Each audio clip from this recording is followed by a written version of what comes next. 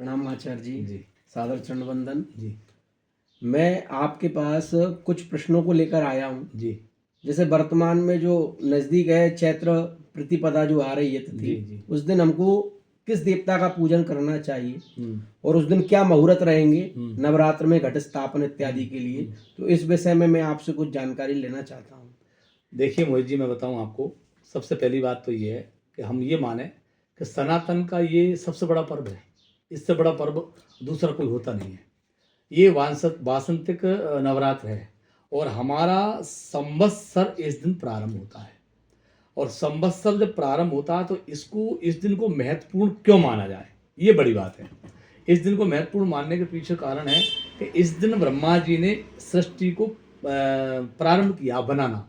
तो सृष्टि को प्रारंभ किया। इसके जितने भी सृष्टि में जो चीज़ें दिख रही हैं आपको, जैसे कि आपका समय है, निमेष है, आपका मुहूर्त है, तिथि है, काल है, और आपके बार हैं, आपके महीने हैं, ये सब का निर्माण सबसे पहले ब्रह्मा जी ने इन सब का निर्माण किया है।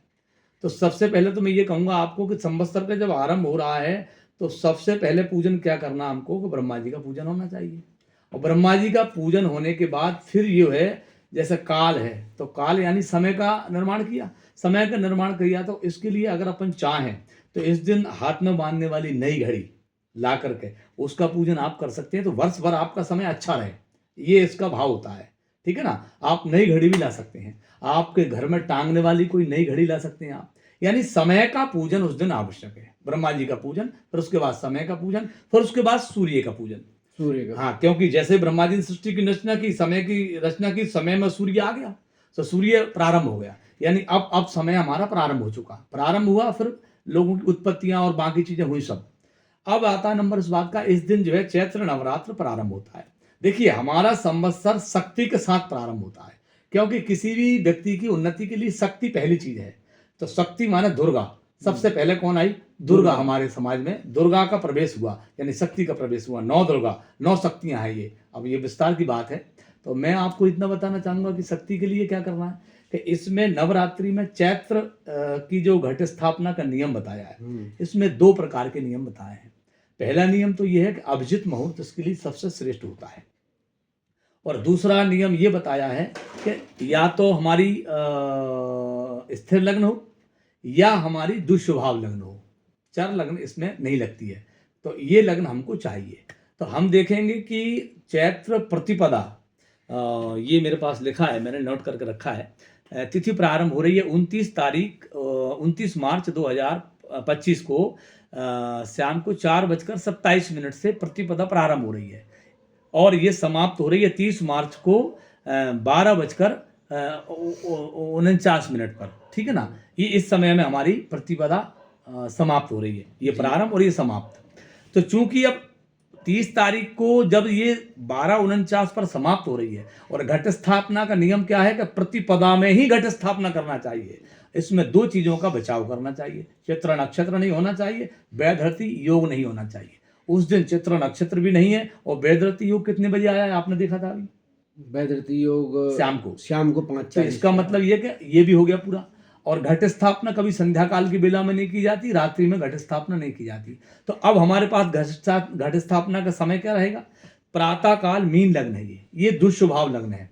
तो इसका मतलब है कि 6:15 से और 10:22 तक जो है हमारी ये मीन लग्न रहेगी। इस लग्न में आप घट स्थापना कर सकते हैं। क्योंकि उस दिन बहुत सारे काम होते हैं, तो काम होने के कारण आप व्यस्तताकरण नहीं कर पाते। तो ऐसी स्थिति में आप जो है 12:01 से और 12:50 तक भी जो है आप घट स्थापना कर सकते हैं। ये 2 मुहूर्त हमारे विशेष रूप से हैं। अब कुछ पत्रकार महोदय या पेपर वाले ये जो है ऐसा लिख रहे हैं कि और शाम तक 4 बजे तक मुहूर्त बता रहे हैं। अब 4 बजे तो द्वितीया लग गई, प्रतिपदा में घट स्थापना नहीं हुआ। हमें घट स्थापना प्रतिपदा में करना चाहिए, ये बड़ी बात है।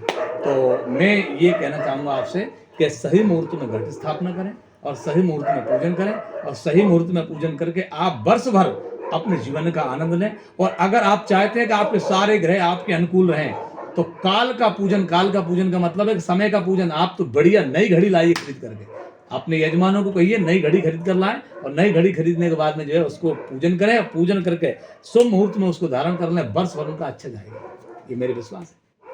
अच्छा दर्शकों, जैसे कि पंडित जी ने बताया अभी कि उस दिन जो काल का पूजन किया जाता है, तो काल का प्रतिनिधित्व जो हमारी रिस्ट वॉच करती है, हाथ में पहनने वाली घड़ी करती है, आप उसका पूजन करके वर्ष भर के लिए आप एक समुचित अपने समय का उपयोग करके भी अपने संवत्सर को बहुत ही आनंदमय बना सकते हैं। बिल्कुल। ऐसा हमारे पंडित जी ने हमको बिल्कुल। आदेश किया। बिल्कुल। और जो पंडित जी ने मुहूर्त बनाया, उस मुहूर्त में आप घट स्थापना इत्यादि करते हैं, तो आपको वर्ष भर अति आनंद में आपका जीवन रहेगा, धन संतान इत्यादि की वृद्धि होगी आपके जीवन में। जी, धन्यवाद।